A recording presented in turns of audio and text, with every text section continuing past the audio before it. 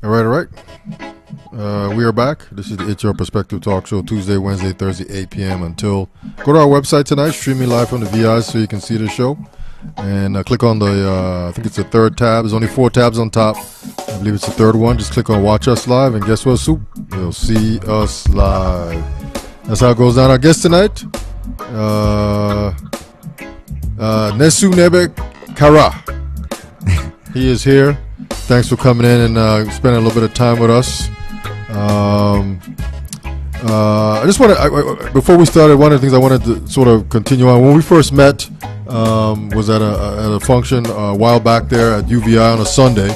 Yeah. And that was the what was that? That was the Council of Elders. Yeah, it was a special day. It was what we call one of our holy days. We were celebrating a holy day, and it was around Father's Day at the same time. Yes, yes, that's right. And so we had gathered some of the elders from the community, and we were there having our open discussions about some of the issues that we experienced as a people.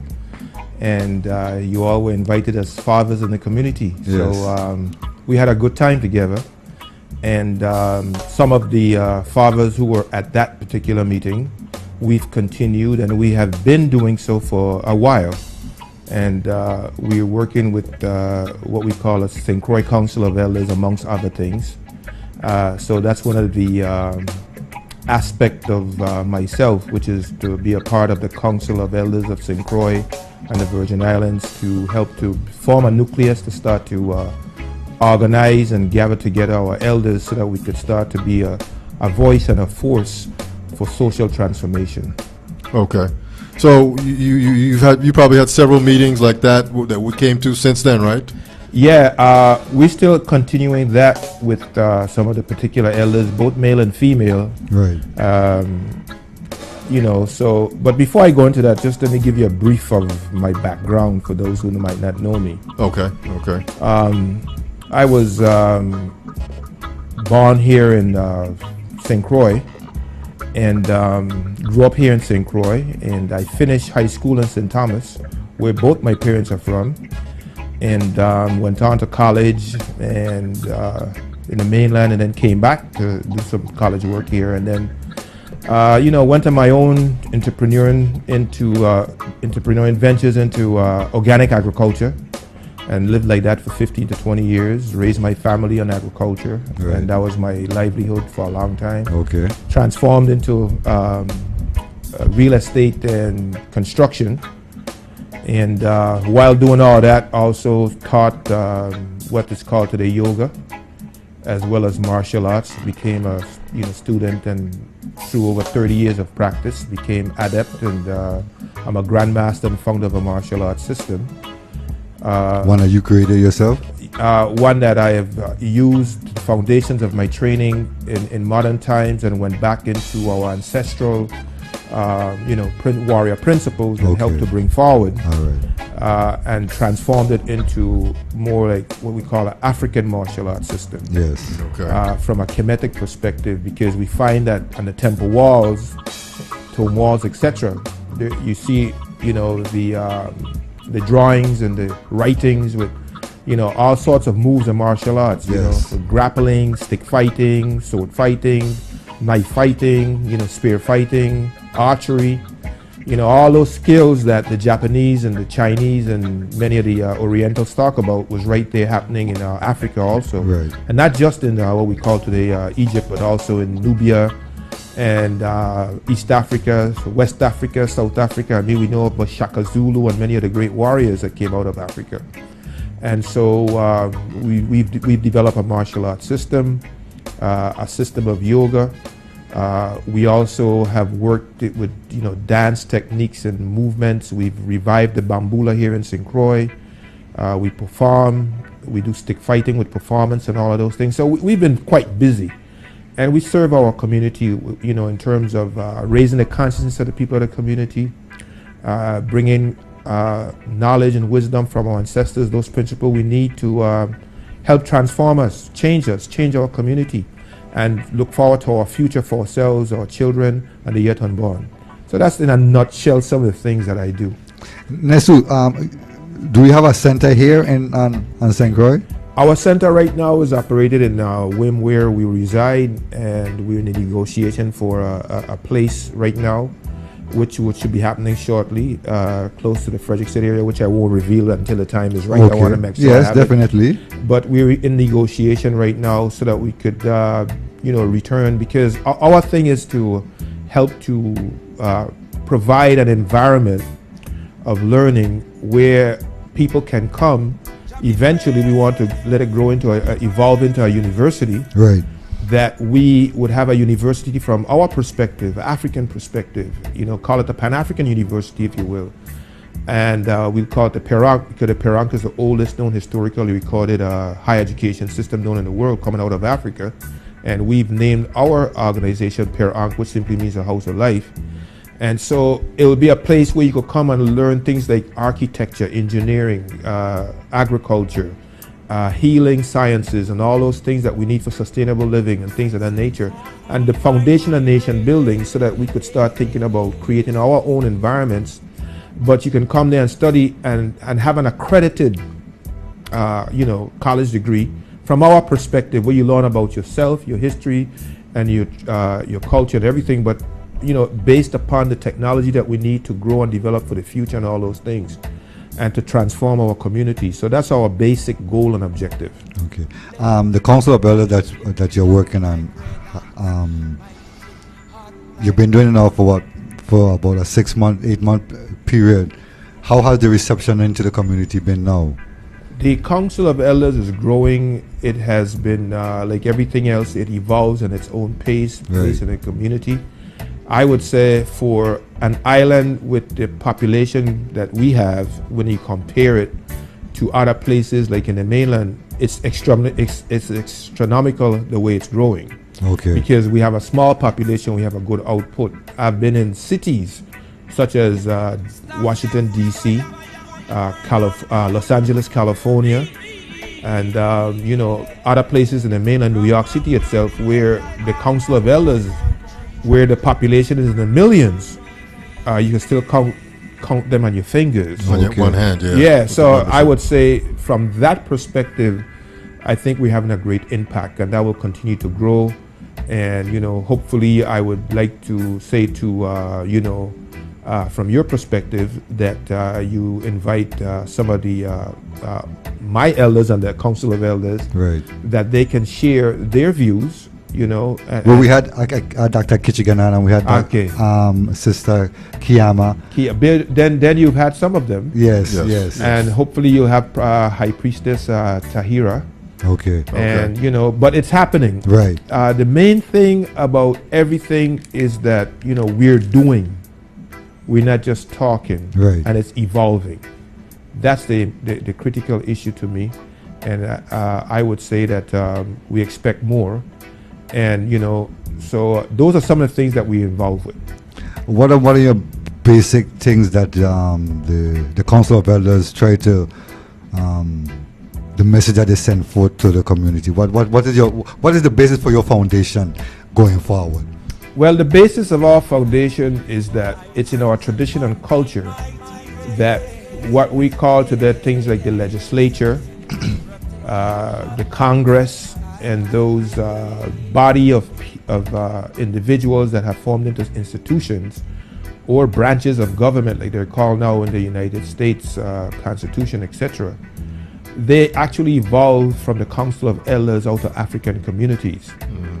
And the African community has always included Council of Elders. The Council of Elders serve as a sort of like a place to settle matters of disputes. It also helps to socially engineer and design the community, set up the principles in terms of the rights of the people and the guidelines.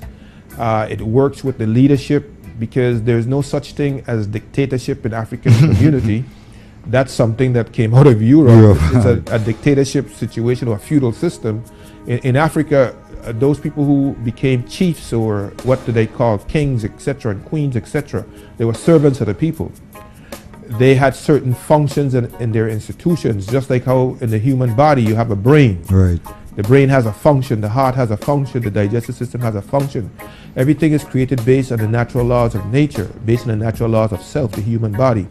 So our foundation is to, go back and fetch those principles of our ancestors and bring them forward in these times, and which will help us to use these principles as organizing guidelines and principles for us to start to build what we need to build, because we live in a society that we didn't create. We didn't create its principles. We didn't create its structure. It was created for us. We became victims of it in terms of our ancestors when they were brought here as captives and then became slaves. And now we were emancipated through our struggle. And now we're growing and evolving, getting more educated. And now we're at a point where we're more educated, more knowing about ourselves and our history. So this foundation is to bring those principles, apply them in these times, and to show that our ancestors did have principles of civilization and nation building that we could transform our community for the better. Okay. That's the basic foundation of it. And it's a call that we're reacting, well, let's say not reacting, but answering to. The ancestors are calling us. That's why we are manifesting the way we're manifesting. I mean, look at how I dress. Yes. I don't dress like this because, I see this as a style by watching Exodus and the Gods. You know what I mean? Mm-hmm. I dress like this because this is our culture. It's in you. It's in you. It's a part of you. This is the nemes, as it's called, is the headdress that the farmers wore to shade themselves while they were farming in the sun. Okay. So that's why I wear it. All right. Yeah, let me. In your brochure, you said life, inspiration, freedom, education equals life. Yes. What's the whole motivation behind that? Well, I didn't bring my ankh today. The basic foundation principle of our ancestors was life. Hence, you would see the kings, the queens, the priests and the priestesses, the nobles, and all the people who were involved in the study of self-knowledge, and who became the trustworthy leaders and guides for the community and the keepers of wisdom. They carried what is called the ankh, the symbol of life, and you held on to life. One of the principles of the founding fathers of America was, the right to life, liberty and the pursuit of happiness. Happiness, yeah. Life is a gift from the Creator. Life is an inherent, gift from the Creator, not from man, but by the laws of nature and the laws of the Creator. So we use life as a foundation principle, because without life in this manifestation, like our brother was saying, in this physical world of illusions and belief, if you don't have life and a form for that life to live in, you won't have power and effect amongst the land of what we call the living. So we hold on to life, and life comes because of two forces: the masculine force and the feminine force. It isn't just the masculine force that brings life, but the feminine and the masculine. So our ancestral symbol of the ankh, with the circle on the top and the bar between, and the jet on the bottom, or the staff on the bottom, symbolized the circle is the womb of the woman. The staff on the bottom is the himun, we call it in our ancestry, or the penis of the man. And the bar across are like the testicles and the ovaries, which carry what? The principles and genetic factors of life. Right. Okay? Because Genesis comes from genes. Sure. When we came there was like a cultural center at UVI. Yes. How is that going right now? How is that movement happening? Is it been up and going? Is it lively and blossoming like a nice flowers coming up out the midst of the desert? Yes, I love that. Yeah, the University of Virgin Islands Cultural Caribbean Center, Cultural and Caribbean VI Center is really, Virgin Islands Cultural Center is really doing well. It's evolving as everything else. It's growing and developing. And the best person to speak for that would be Dr. Chinzera Kahina, since she's the executive director of that particular agency within the UBI. But you know, it needs a little more support from the community, I would say. Right. In terms of finance, like anything else, you know, without food, something doesn't live and thrive. That's right. And you know, in our business community, the reality is what we call currency and Federal Reserve notes of money. Got to flow. Got to flow. You know, without them, you know, you're gonna starve. You know? But it's doing well. You know, what's happening there now is you have a lot of people with, you know, many icons and heirlooms from the families, etc. Right. Book collections and libraries when people depart from the family and, you know, move into the ancestral realms, etc.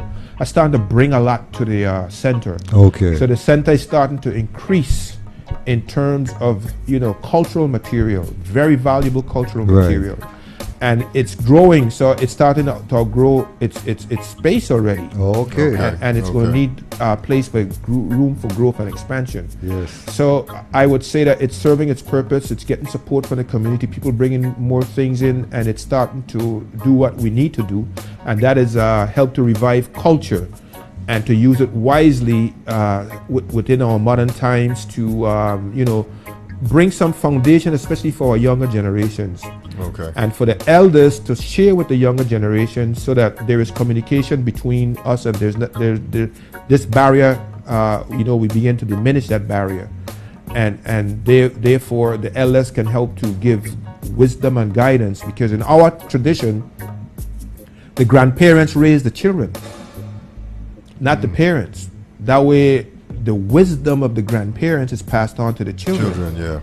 So when the children grew up, they grew up with the wisdom, and then when they become older, they would do the same for their children, and raise their grandchildren. That way it always, you see what I'm saying? Yes, definitely stays right there. Right. And then, because what's happening there is, if you think about the physics of it, is that the youths they're coming from the spiritual world. Right. So the elders who preparing to go into the spiritual world, you see what I'm saying? Yes. The youths could tell the elders and through the parents, etc., what's happening. So when the elders leave, they have the message to carry to the spiritual world. And in the spiritual world, they tell the yet unborn, hey, look, we need you to go, but you need to go with this instructions and this, and you need to do that. So they prepare them with instructions so that when they come into this physical realm from the spiritual world, the complete circle of life like we talked about earlier. You see, the children are coming with the instructions and the knowledge and the wisdom already in the base and the genes with the purpose, you see, to help to improve the community, because we're supposed to be living our community better than we met it. Yes. Nesu, is Per Anka International Foundation? Yes. Per Ankh is actually an NGO with the United Nations. It's also involved with Pan-African movements in the United States mainland, in the Caribbean. We're part of the sort of like NGO observer status with what we call CARICOM, and we particularly working with the CARICOM Committee on Reparation. We work with several organizations in the mainland with reparations and other movements, such as PADU, and that's the Pan-African Development Union, and many other organizations. Also connected with the African Union. And right now we're beginning to discuss with the African Union the possibilities of setting aside millions of acres that diaspora and Africans can return home, those who desire to, so that we could start to build a sovereign nation within Africa, because you know the African Union is inviting the people in the diaspora to participate in the decision-making process of the future of Africa through the African Union. And we call now the 6th diasporic region. You have the central region, the northern region, the southern region, the eastern and the western region, and now that's 5 regions in Africa by itself, and now we have the 6th region, which is all of the diasporan Africans throughout the world. Okay. And so even this year has been for the decade from 2015 on till 2025 by the United Nations has been declared by the United Nations the decade of people of African origin and heritage for the next 10 years. So we have a window of opportunity for the next 10 years through the United Nations to be gathering and uniting and doing things internationally to improve the conditions of African people throughout the world. Okay, so PERANC is an international organization involving that, and we were told by one of the elders from the African Union, there are the 2 of them, one from Sudan and one from Nigeria.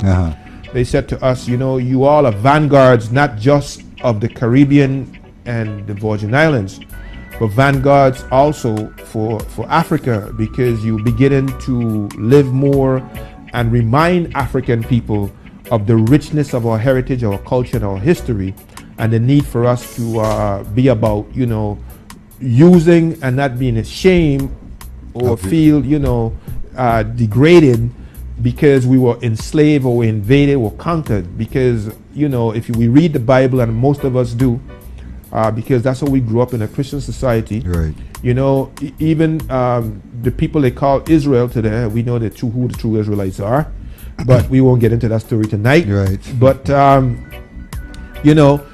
even in that story in the Bible, that history of the Bible, it talks about the people who were once enslaved. And even when Jacob, according to the story in Genesis, was going in to meet his son with his family to go into the land of Goshen, to meet Joseph there, Jacob was told, and we know his name was Israel also, that, hey, fear not, because there in Egypt I will make you a great nation. In Egypt. Yes. And that's where in Egypt the 12 sons are blessed by Jacob.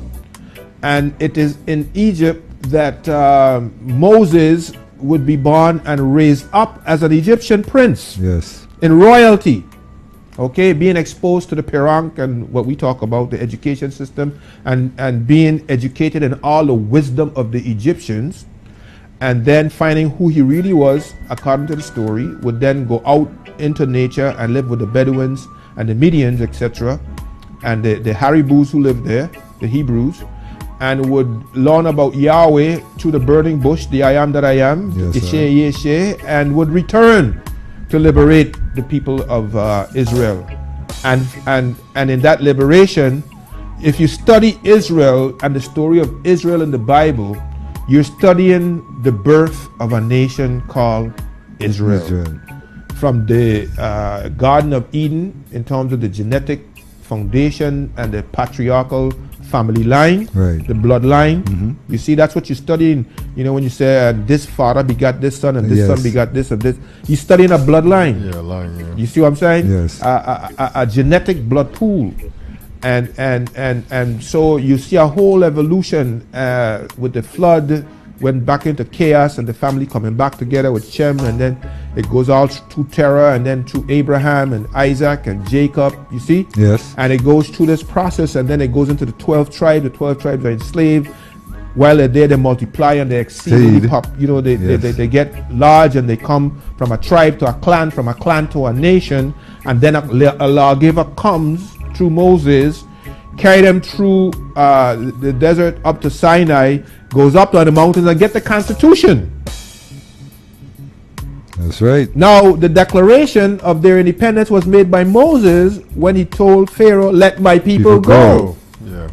You see, we have to look at these perspectives. So when we look at ourselves today, the question we have to ask ourselves is Ra, El, that's a sentence. Okay? An interrogatory sentence. It asks a question. Is a word. Ra, the light. And El, okay, the powers. Is Ra the powers? Then the answer, El is Ra. The powers is Ra.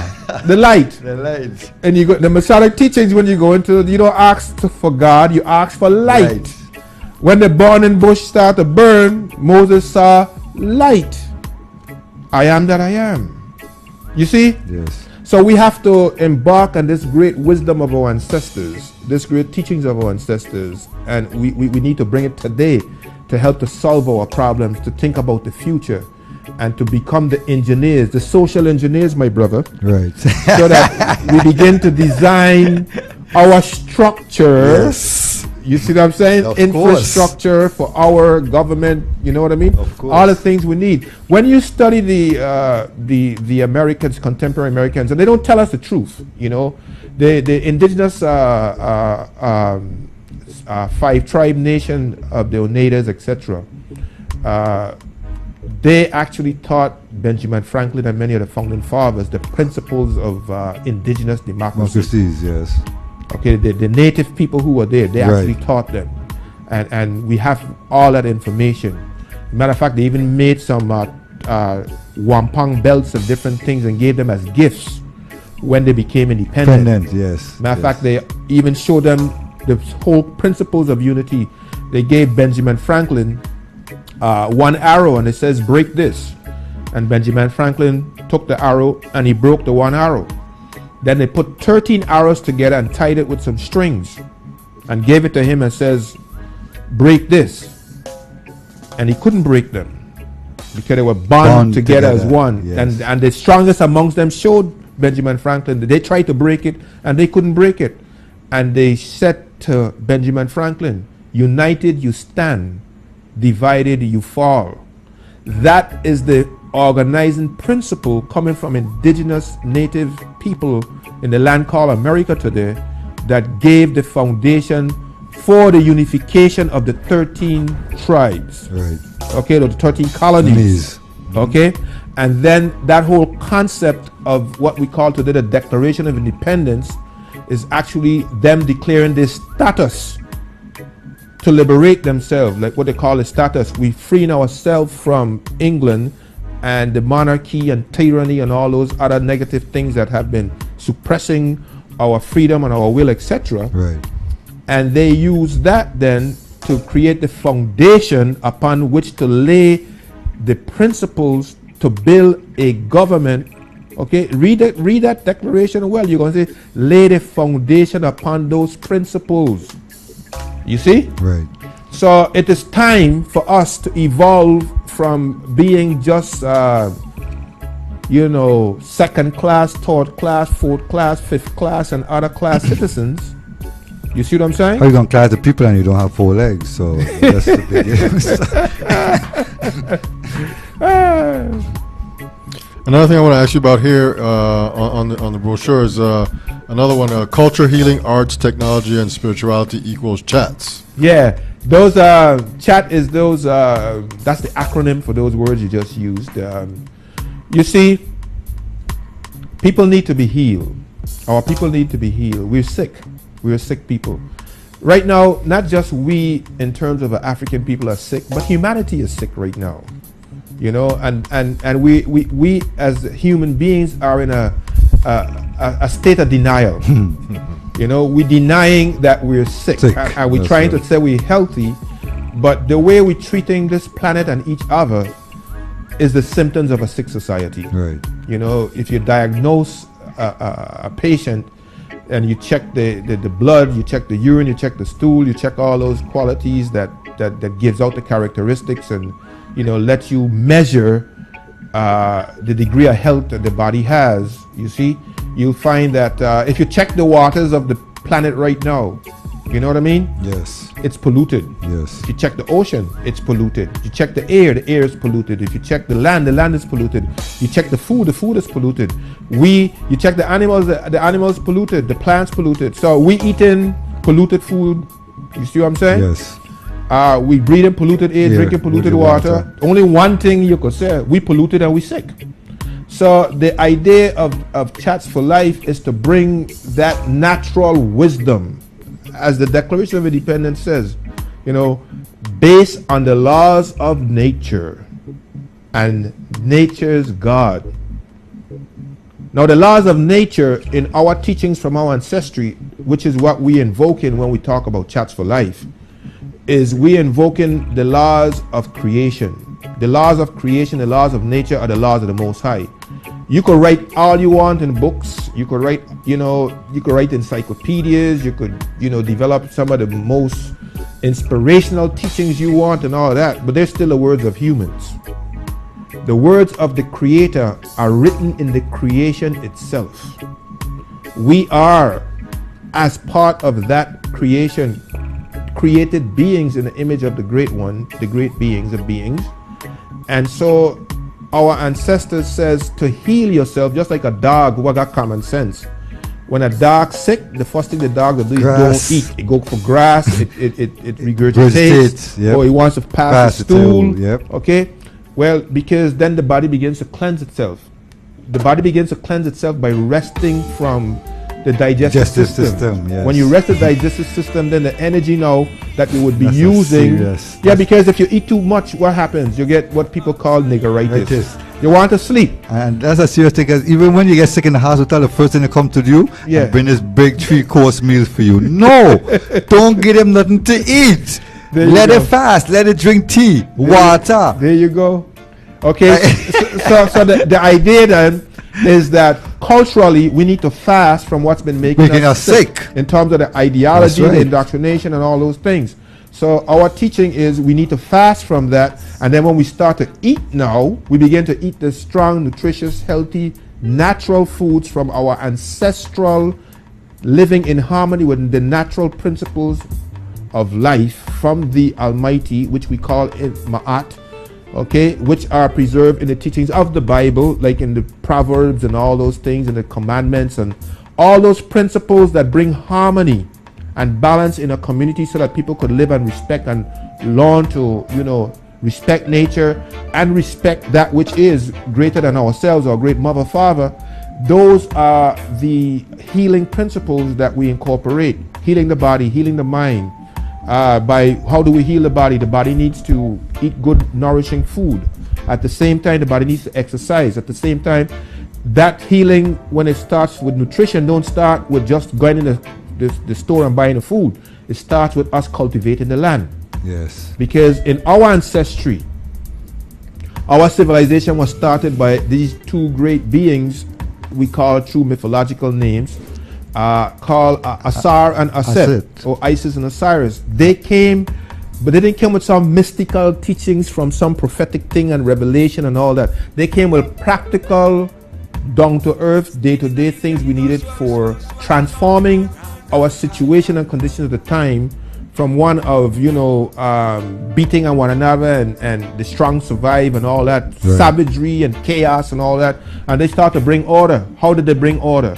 By showing and teaching the people how to cultivate the soil, how to domesticate the animals, how to use these products and commodities now to transform them into technological things, whether it's pottery and construction methods and building and creating environments for learning and organizing society, and what we call organizing society into a community, and then grew from a community into a nation, which became the nation which we call ourselves again today, Smaitawi. The union of the two lands. Sound familiar? Mm-hmm. Almost sound like the union of North and South in the States, doesn't it? Yep. There we go. Because it seemed like, not seeing like everything came from out Africa to come back into the earth, to go back forward to Africa again. The last shall be first, and the first shall be last. That's true.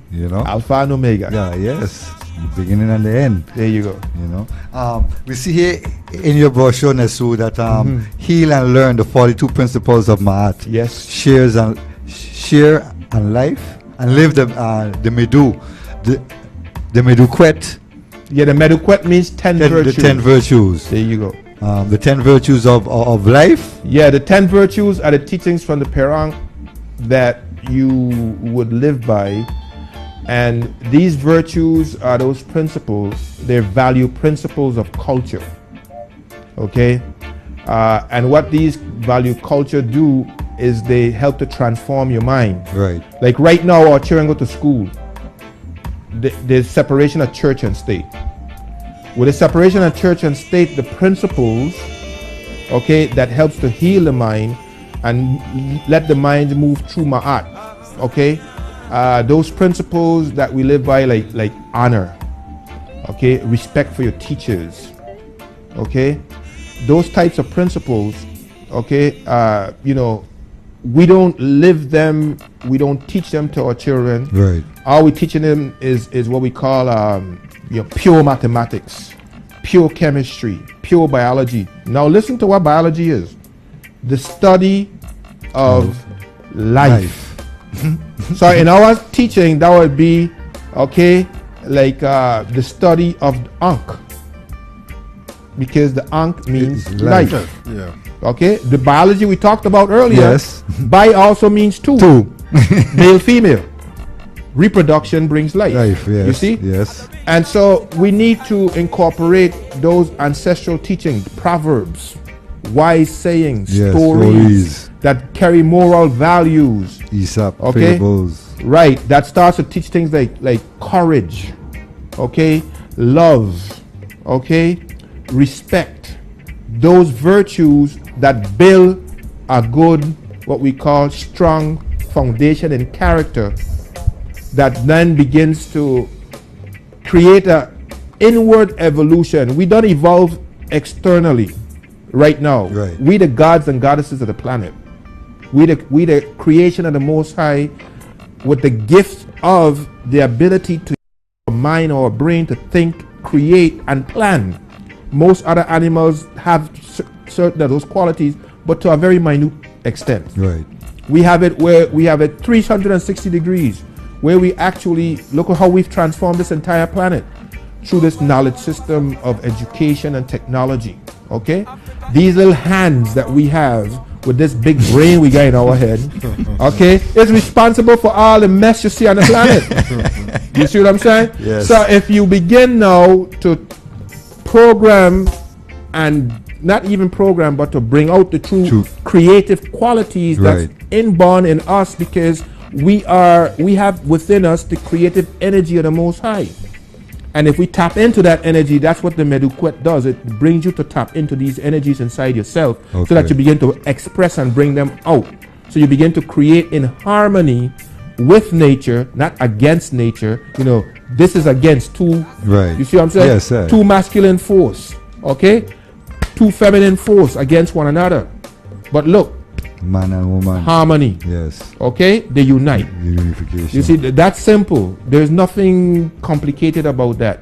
So that's the whole process that we use the Meduquet and the 42 teachings of Ma'at, which we use because these teachings give us those qualities of a character that begins to now bring the God out, to know the God self, the entire self within our being, which now we begin to evolve internally into what we call levels of degrees. That's why when you go to college, you start in school, you start with kindergarten, the garden of children. You go to the elementary school, you're in the elements now.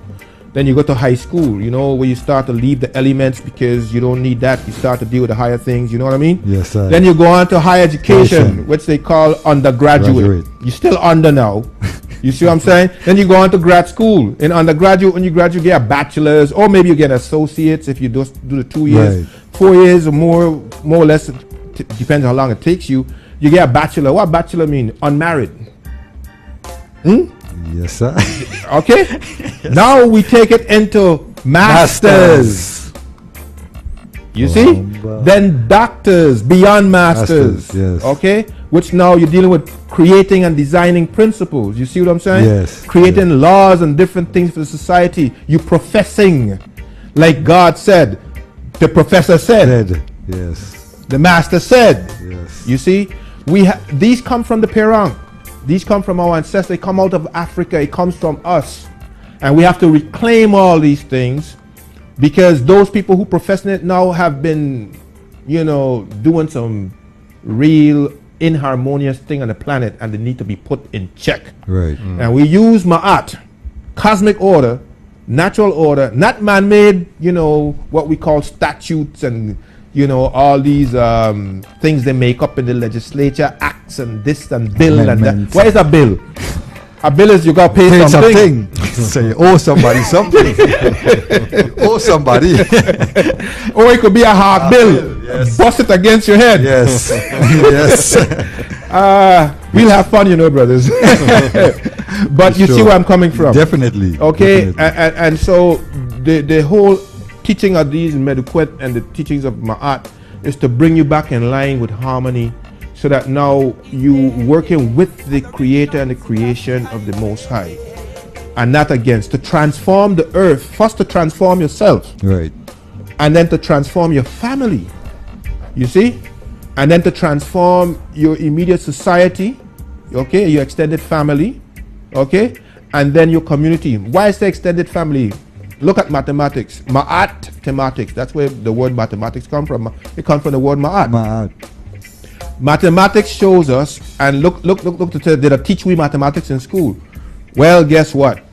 I will demonstrate right now for this for our audience and for you brothers and sisters that mathematics is in the gene and in your soul and spirit, and that mathematics is what builds the human body. You have a sperm and an ovum, 1 and 1, right? Or a half and a half. Okay, they merge in the womb of the woman, okay, and they become a fertile, okay, ovum, which is a gamete, okay, and that gamete starts to go through a process, okay, and in that process it starts to go through. It first splits in two now. It start as more just one, but then it starts to split. It split as two. The 2 becomes 4. The 4 becomes 8. What is it doing? Dividing and multiplying. Be fruitful and multiply. That's what it says. Okay? The 8 becomes 16. The 16 becomes 32. 64 and on infinitum. Okay? Now, check this out. If I ask you as a person, who are you as a person? You're going to say, I am 1. How much parents do you have? 2.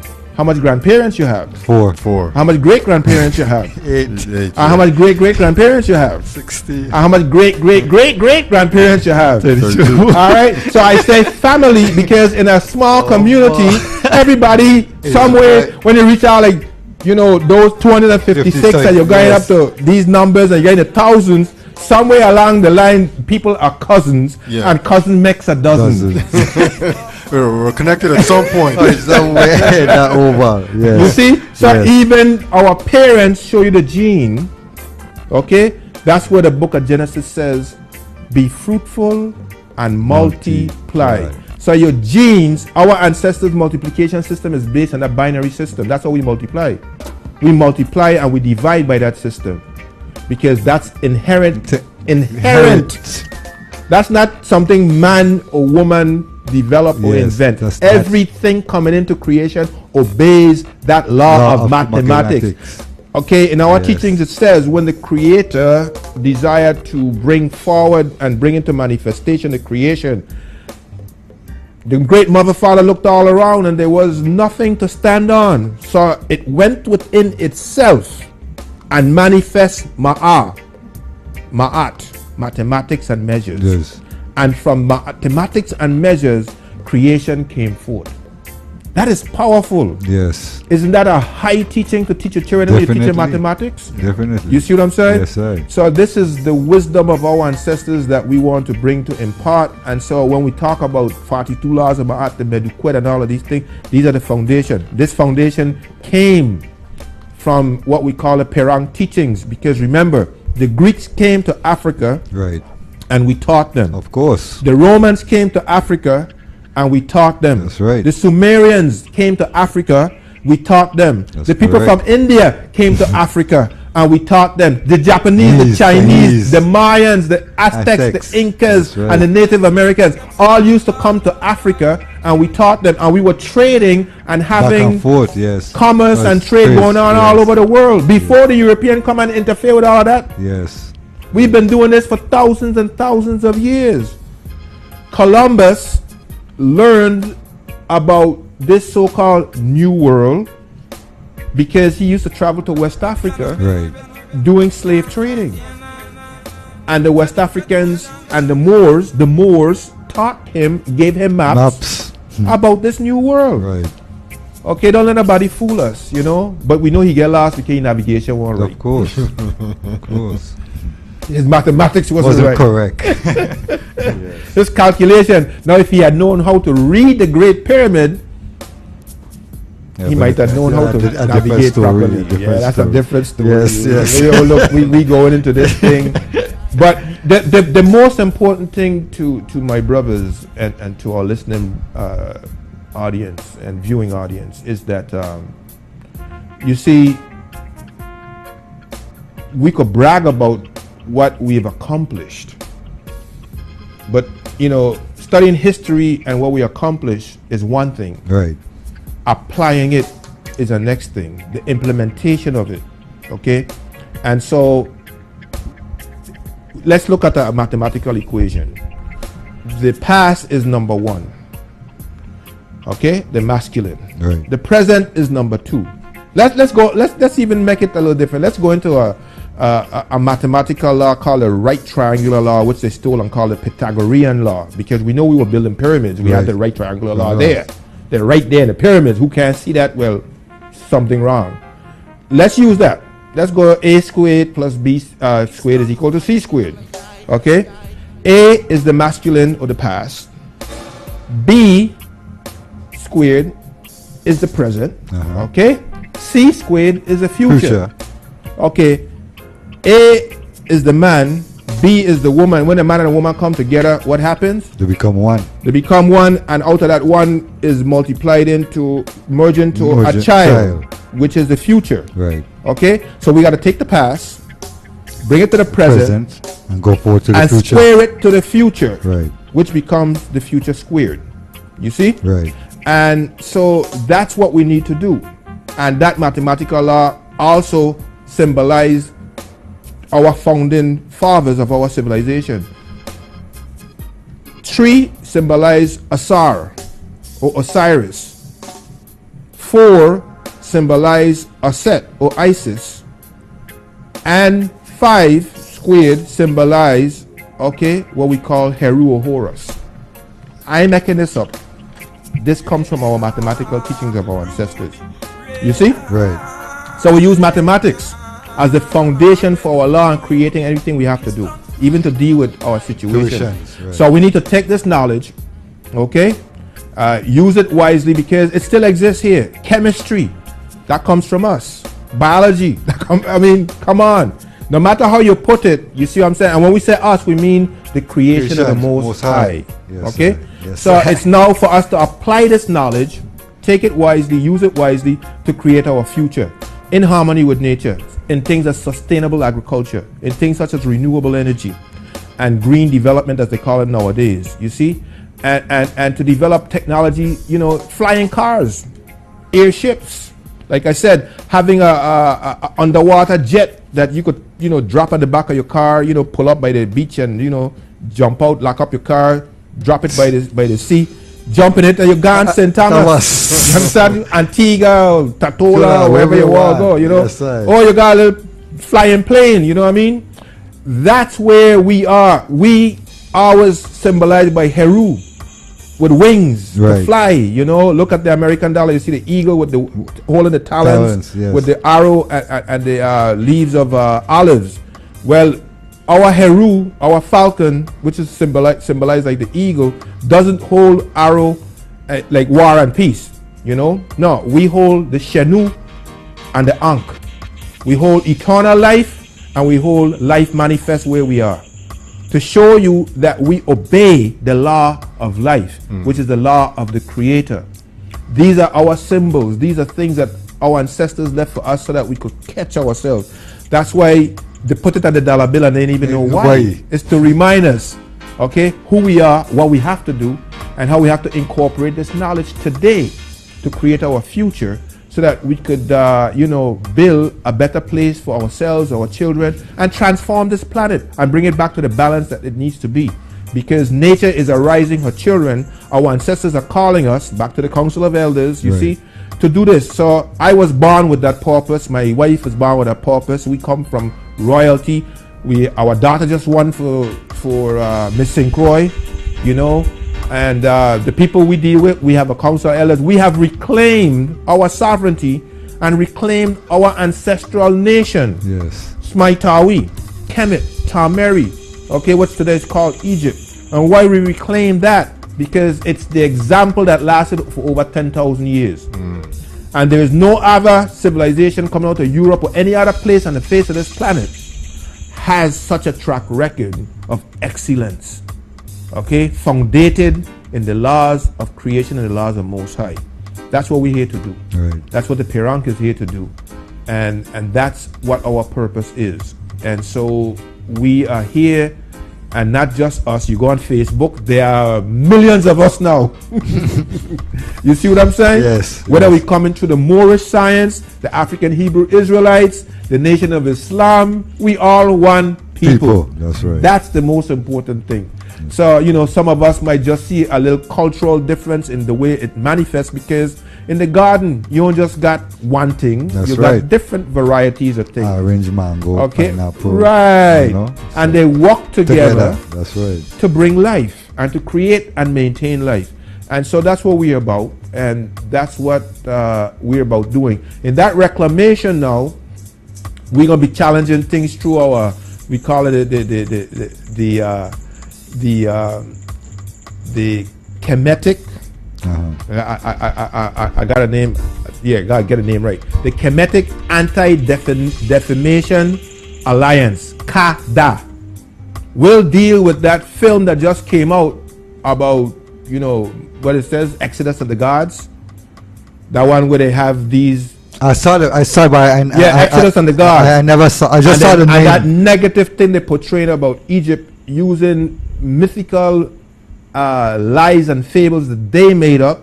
That's not true. Prove my point. Quick. They said Ramesses II was the so-called Pharaoh, okay, during the Exodus. All right. Now, if he was the king during the Exodus, how come Ramesses have so much children left in our story when we read our story? How come Ramesses was involved in even a war in Midian, okay, where they historically Ramesses and the king of Midian form a truce treaty and recorded for the history of humanity, the first written treaty in history to come down to present day times, the first international agreement written historically as a treaty. If Ramesses was that character they call in the story of Moses, you see? Right. It can't be true. Okay? Their history is their story. It's their story, right. And the victor or the conqueror tells his story. But it's time for now those who were the victims and who are usurped, who are rising, because you can't keep a good people down, especially them who got wings, you know what I mean? We're going to fly and we're going to stay with the chickens. That's right. You see? We're going to fly and raise like to the level of the eagles and the falcons that we are, That's okay? right. How are you going to keep us down, okay? Because we now know for a fact that that story ain't true, because Ramesses lived, Ramesses accomplished many of things, and what they are saying is not accurate. And now it is time for we to do what? Tell our story. You see? That's right. So we got to do what? Go to the past, deal with the present, to bring our story to the future. Okay? And our story is rooted in Ma'at, because we could show on the temple walls and on the tomb walls, etc., the line of thousands of hundreds of names of our kings and queens written in stone. Yes. Okay? And in papyruses and coffins and all of these things. Why did the ancestors do that? They were recording for posterity because they knew what was going to happen. So it's time for us to reclaim. So we're reclaiming all those things. The pyramid is ours. Straight. Tutankhamun's treasury, that's ours. Yes. You know how rich we are? That's right. See, people afraid to claim the riches. We got to claim it. It's ours, so we claiming it. So we don't care what they think. They could think what they want. Okay? They usurped our civilization, and the one that they've brought has now bring humanity to a calamity, you know, like sort of a calamity course with nature. Yes. It's not in Ma'at. We have to bring it back and put it back on course. That's our responsibility. That's what we have to do. And for that reason, we have to reclaim what's ours, use it, and make no apology to no one. You know, so I have no problems saying to the world, and we're going to be saying it to the UN, and we tell it our brothers and sisters in Africa and all over the world, you know, reclaim it. It is ours. They're desecrating it, you know, and we can't go to Mecca and desecrate the black stone in Mecca. You see what I'm saying? Yes. We can't go to the Vatican and desecrate the Vatican, you know, even though they got one of our obelisks in the middle of the Vatican. Vatican, yes. You know what I mean? Or to Ethiopia. Right. And Ethiopia we protect. Yes. And we protect our sacred places there. You see what I'm saying? So we need to let the world know that, yes, we claiming our name. We claiming our ancestry. I tell people, even when I write in certain documents to carry before the court, okay, I put my name in what we call the Medunetia, and I put my name in the cartouche or the Senu, right, which is the royalty. Yes. And I tell them, if you're gonna use my name, I gotta write it the way it's proper, and it's going into your records as such. So you understand, when I walk in here, this Hall of Justice, which is supposed to be the Hall of Ma'at, with a woman standing out there with these two scales of justice, and she blindfolded. Right. Supposed to be representing Queen Mary, our radical queen from St. Croix, right, who our, you know, royal queen that tried to bring things right. You see what I'm saying? When I walk in here with Ma'at, and as a royal family founding elder of Smaitawi and the reclamation of Smaitawi, as a Nesut carrying that title, my responsibility to the world and to my people is to do Ma'at, to live Ma'at, and to be Ma'at. And so when I walk in here, or any place I carry, and I'll show them my ankh made for me by the master craftsman, the grandmaster craftsman, who's one of my elders and my teacher, who taught me a lot of basic things in yoga and martial arts and all of these things, who taught me to prepare me for this mission and my purpose. Right. Okay? And my ankh of royalty and my sector of life, my name is in cartouche on it. You see? And so when I speak, I'm not speaking because he just, you know, a bunch of win and they know what he's talking about. When I put on this Nemes crown, this is how our ancestral royalty dress. So when I carry myself with the dignity, royalty of my ancestors, because that's who we are. We represent our ancestors, people of high culture, people of high evolution, people who brought to humanity the gifts of civilization, civil courts and procedures, where it come from. You see what I'm saying? Of course. I got to cool down, man. Maybe it is the light. I'm getting kind of, you know, warm. Heated up, right? Yeah, heated up. You know, that bloodline. You That's know? why I got to come out, yes. Yeah. You know. But I want to switch gears a little bit here real quick and ask you about, I know I saw you testify at the legislature there over the last couple of months. One was ABR. I guess if I remember correctly, it was sort of against the deal there. Yes. You want to shed a little light on that? I mean, I know we all know now that the legislature said no. Maybe what you said, you know, stuck in their heads or something. But you know, can you give us some insight on that? Yeah, I was a lonely David amongst Goliath that day, and it wasn't much people speaking against it that day, at least from the audience, because there was a charter flight that brought over about 30-40 Hess employees. But let me say this. When I first testified against the third extension agreement, the fourth extension agreement, I said basically is that the government should have never started to negotiate or have any discussion with Hovenza. Hovenza broke its commitment and its agreement with the people of the Virgin Islands, and there was no need for negotiation. Either you do what you're supposed to do, or you're doing what you're supposed to do, and leave it alone. And we just start calculating every day how much money you know yes, you owe. Yes, just start to tabulate everything. And you know, we could discuss, but we negotiating. Right. You see what I'm saying? Yes, I, yes. And if you don't gonna pay us, well, fine, you don't gonna pay us. And then just start to put a lien on the property, and start to use eminent domain. Yeah. We got a law eminent domain. Right. If it's the betterment for the majority of the people on the island, Let it we be. can take it. That's Yes. right. You follow me? Yes, I. And take what's ours and let's transform it. My brother Anthony Weeks, Money Matters and Yes. SEDI. Mm-hmm. We've worked in the past before in construction, etc. And he had this grandiose idea about, like Mario Chabot used to tell us all the time. Mario Chabot used to counsel me and give me guidance. And we can transform it into a port where we can repair ships and walk in alignment with the Panama Canal and all the things that's happening, Right. Cuba opening, all kinds of stuff are happening now. Make here a transshipment port. Remember, our ancestors were brought here through the marine industry. Right.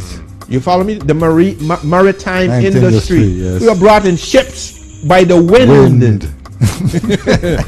Natural Yes. energy. Yes. Okay? So we can take that place and transform that place into a place that could create thousands of jobs. Okay? We could set up windmills on the South Shore. Okay? We could develop, using the wave energy technology to produce power. Okay? We can develop bioenergy. Okay, growing particular products with algae and all this kind of stuff, and grass, different things to make energy. Okay, as a matter of fact, they've said algae, processing algae is the closest thing to making real petroleum. As a matter of fact, processing algae proper is the cleanest, purest petroleum you can make.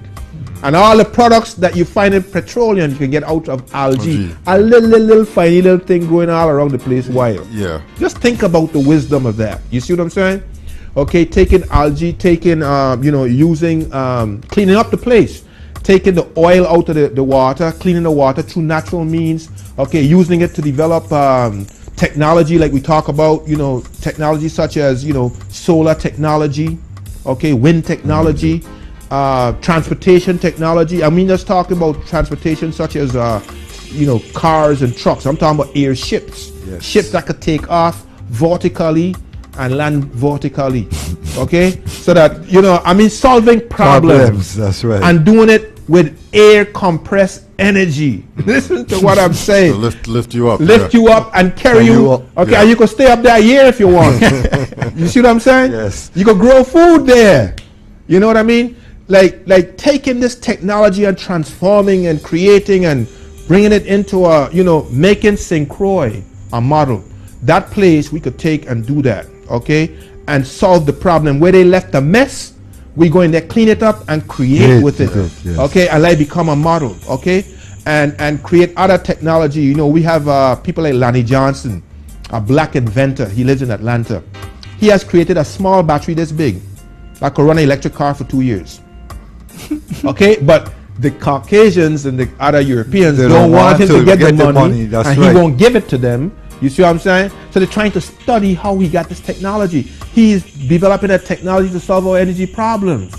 This is us. This is we. We have the potential. We could do anything we desire to do. If we build them pyramids, what can't we do? You follow me? That's right. All right. So when I was talking about we taking Hess, we could take that place, create thousands of jobs, create technology, come up with housing development, technology. I myself have, some, not ideas, actually did it already, things for housing technology.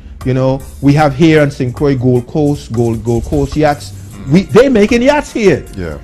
And now they're making yachts with fiber carbon. Fiber carbon is a byproduct of, waste. Okay. From, Wapa and Diageo and you see what I'm saying? Yes. We could take fiber carbon, which helps to grow the algae and all kind of stuff. Look, let me say something to you. This fruit tree is laden and just want to share fruits. okay?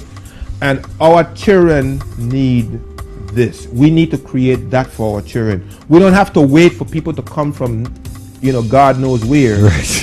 to come to here to come and do all of these things with us, okay?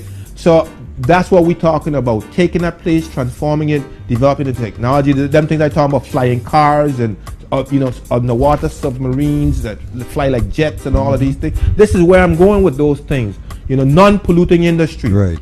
I found my political platform the other day. My wife was going through all things, throwing things out and burning them up and all that stuff. And she found my old platform that I used when I ran for the Senate in 1982. And when you read these things, talking about 1982, okay? So we're talking over 20-something years, all right?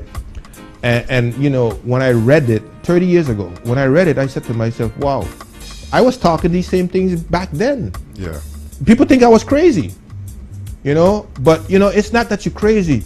It's just that you're a falcon. Visionary. A falcon, yeah. You're thinking ahead. Why did you think the ancestors gave the falcon symbol to the royal families? Because we have the ability to levitate ourselves and go into the future and see. So we're looking from the heavens and we're looking down and we're seeing 360 degrees. Whereas most people, some of them down the ground like chicken, just head down. Head down. Nanny's a chicken. Yeah, Pigs. Yeah, foot them out. Pigs, like, Meanwhile, the wolves and the prey, they're around there waiting for them. You see what I'm saying? Yes, sir. Or the mongoose, the slime mongoose and everything there, you see? When we come around, people know, we carry that energy. That's right. You see what I'm saying? That's so right. we have to reclaim these things. This is ours. This is something given to us from the Creator. This beautiful solar blessing from Ra. Yes. That allows us to take light and transform it into high human energy of creation. You see what I'm saying? And creativity. Creating martial arts systems and all kinds of things with it. This is creativity. This is what we connect to when we connect to our ancestors. Chats for life. When we connect to life, this is where we're going with that. And if we bring this to our children, not forcing it upon them, bringing it out. Educe means to bring out, not to seduce. You see, you could seduce and you could educe.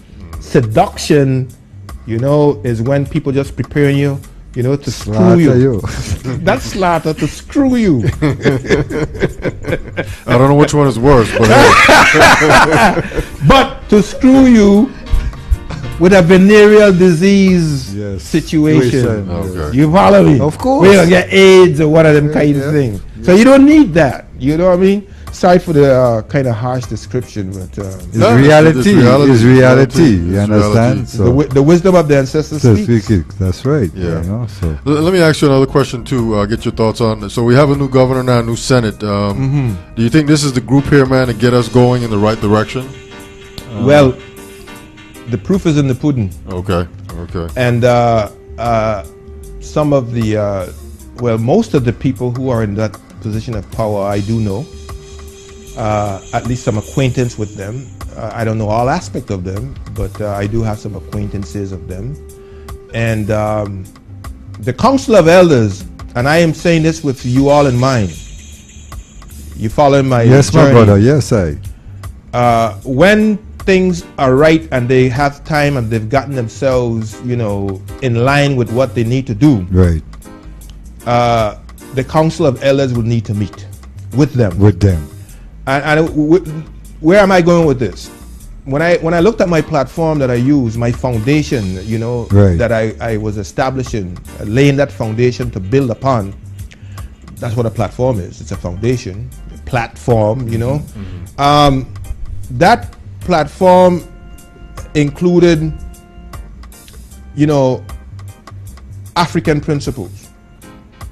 In the African principles, leaders don't lead. Leaders are the voice of the people. Leaders more listen. What needs to happen is whoever is in office, whether it's in the legislature or the executive branch, and even once in a while the judicial branch. Right. We need to come and mingle. We need to communicate.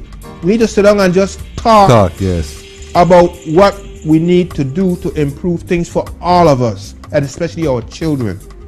Okay? And to listen, to come up with ideas. So now I live, let's say, in Wim. So we have a council of elders sub-council of elders in WIM. Male and female, the families there, the elders, they get together and they get all the problems, they talk to the people. We have, let's say we go to PAL and we have a tongue meeting there and people come and they share their views and we take notes and everybody debate, we discuss it, then we come to consensus. Right. Okay? Same happening in Grove Place, in LaGrange, in Frederickstead Tongue, out north side, up East End, in Christianstead Tongue, you know what I mean, in Mumbiju, and you see what I'm saying? Yes, sir. We just start to, we start to communicate, we start to solve problems, we come up with our ideas, okay? And then every so much time of the year, at least minimum 4 times to 6 times of the year, or 7, the leadership, okay, needs to come now and mingle with the representative from these places. And now, ain't like no public hearing. Oh, you got 3 minutes to talk. Time. Next. You see what I'm saying? No. We take time to kill ants to find the guts. Yes. That's the old teaching of the ancestors. Right. Okay? Now, that's what we do. We take our time, you dissect things, you break things down into the basic components. This problem we have here, how are we going to deal with that? We come up, here's the problem, here are recommendations for the solution, here are the needs to bring resolution, and by doing that, we're going to be bringing children to work, we're going to be creating this, we're going to create that. We have a water problem, we got trillions of gallons of water running off this land every year. How much billions can we save every year? How do we do that? Are they federal programs? Soil and water conservation things. What do we need to do to stop that situation? And matter of fact, if we do it wisely, we could store water up on them hills and we could use it to create power. Okay? With solar power, we could recycle it back up, bring it down and create power, do all kinds of stuff. Hey, look, let's solve our problems. You see what I'm saying? Right. But this is a community. This ain't a black and white thing either. Or Puerto Rican and Long Island and all. No, Right. we ain't into that. What we into is human beings. Solving our problems, okay? Because the Most High ain't into who's this and who's that, or you's the chosen and everybody else cuss and all that. Ra shines for everybody all the time, Right. okay? Some people just can't take it. Yes, right. Any more questions, Soup? Not at this point. Not at this point. Well, man, we want to thank you for coming out. I'm sure you could go all night. But honestly, I'm tired today, man. We all are. I'm tired today, man. I'm slowing down fast. Well, I want to first thank you all for the honor and privilege of being here. I really appreciate what you all are doing. And I am saying you all are good models and examples of how we can use technology and how we can use our resources and our education for the betterment of improving the quality of life here for our people, and not just here, but regionally and internationally. And on that, I would like to say that Rob bless all that you're doing, and may our great Mother Father continue to bless you, because there's no child that is homeless or fatherless or motherless in this universe, because our great Creator is our great Mother Father. Yes, sir. Thank you. That's how it goes, man. That's how it goes.